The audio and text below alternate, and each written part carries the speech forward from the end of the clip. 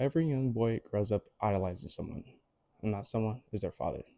Unfortunately for me, I didn't get the chance to, but that's one thing I wouldn't change because it brought me Joe. Hi, my name is Mario, and I have the pleasure of telling you guys what growing up with Joe was like. It sucked. Kidding, kidding. You see, me and Joe met when I was 10. He's my half brother from my dad's side. The first time we met, he was cleaning crickets out of the back of his seat, and I just remember thinking that was pretty gross. But anyways, I went up to him to go help, and we were talking. And I thought he was cool because he was 16 and he had his own car. That's what every kid wants to be like when they're older. You see, we all go through our own phases in life. Joe had a phase too, and my favorite phase of his was his Camaro days. You see, when Joe was 18 and had a big boy job, he finally treated himself to a good-looking car.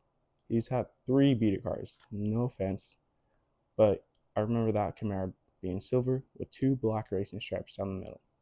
I fell in love with it, and I would tell him to give it to me every day. He got rid of it. But anyways, that brings me a short story to you guys. See, me and Tony and Joe said we went to the fair. Joe paid for it all. Yeah, he paid for it all. Big boy. He paid for our tickets, he paid for our food. It was a great dining. But that's not the best part. As we were leaving, we're all heading back home. We hear an engine revving. And as soon as Joe heard that, he took off.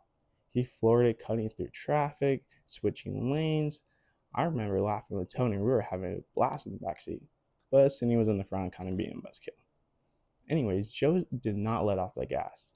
I remember looking at the gauge. We hit triple digits, specifically 110. I don't recommend it. It is a misdemeanor, trust me. But Joe did not let off. He kept going, and he beat the guy. Afterwards, I remember congratulating him, telling him he was cool as heck for that. Many of you may not know this, but when Joe was 18, me and Tony started living with our aunt, but that wouldn't have been possible without him. His credit score is how we got our house. It was a great time being there, but unfortunately a few years later, my aunt had been arrested and was sentenced for some time. I was 15 at the time, and I was kind of worried because she is my guardian, but I remember Joe and Sydney sitting me and Tony down, telling us we're going to stick together as a family. He said we'll be moving soon, and we moved right by Buena. Me and Tony had to share a room, but that's not the great part about it. See, Joe was the first person in my 15 years of life to give me my own bed.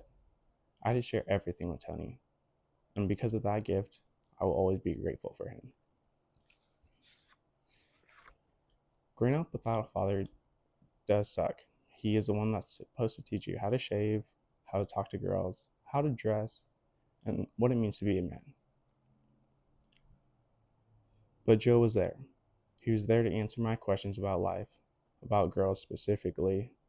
He was there to help me out for it all. He was still my brother. He would play ball with me. We would go places. He would tease me. He even gave me a black eye one time, but I kind of deserved it. You see, I kind of kicked him where no man should be kicked at. I did cry myself to sleep. However, Joe guided me in life as a father would. He was there at my games to cheer me on, but he was also there to scold me for misbehaving. Joe probably had no intentions of stepping up the way he did, but he did it because it was the right thing to do. You see, Joe's a big guy, but underneath all that, he is kind, loving, and he cares about others more than himself. You see, if you know Joe, he does what he does because it's the right thing to do.